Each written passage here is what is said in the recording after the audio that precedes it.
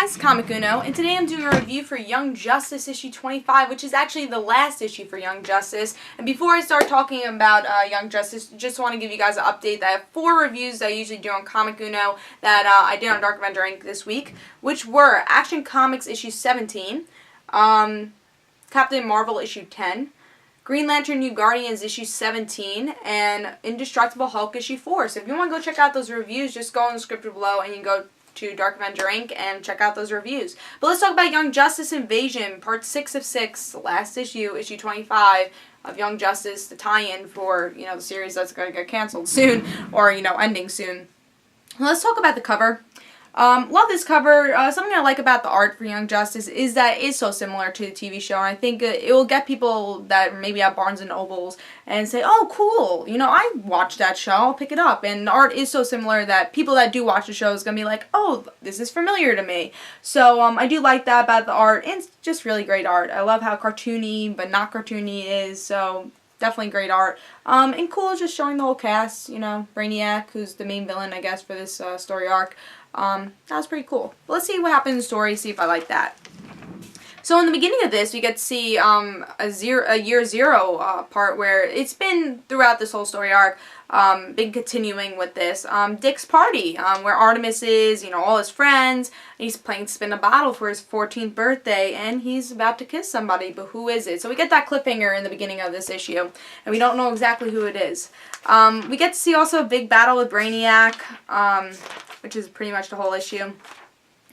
We also get to see the dome is gone. Let me show you a picture of that. And that's been going on throughout this whole entire story arc. So the dome is gone, so we're all happy about that. The Young Justice team saved the day for that. Metropolis is free of the dome. We also get to see Queen Bee is the one who killed Beast Boy's mother and told her, hey, you know what's great?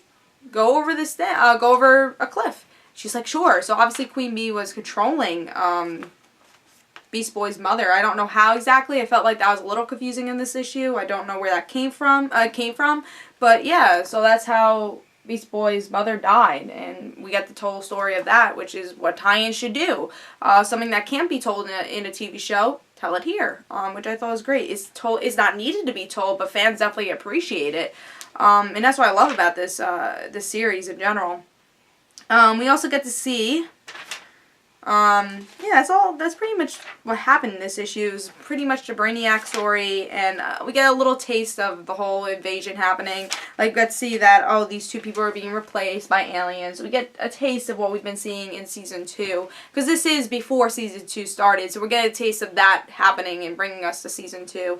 And also we find out exactly who Dick is gonna kiss, and that is Barbara. Babs, Batgirl, which is awesome, because we knew they knew each other, we knew they had a thing, of course, in the comic books, and we also get to see, because we knew in year 5 this is actually Dick's birthday also, and Babs is hanging out with Dick, and they closed the door in the back.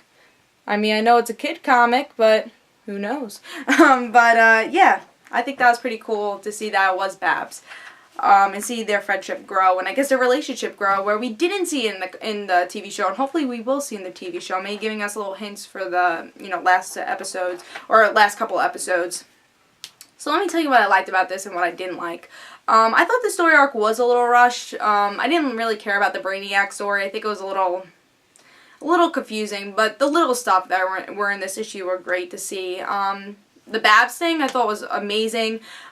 We get to see their relationship was developed. I mean, we saw a little bit of Babs. I mean, we saw, they went to the same school, but we don't know their total story. We still kind of don't know their total story. How did Babs become Batgirl? Did she know that Dick was Robin in the past? I'm hoping those answers are told, at least in the show, maybe towards the end. Hopefully that relationship gets developed before the end of the show. But at least we know it's there. We know that they have a relationship. In the end of this issue, which I think I'm a big Dick and Babs fan, so seeing that was great. I loved it.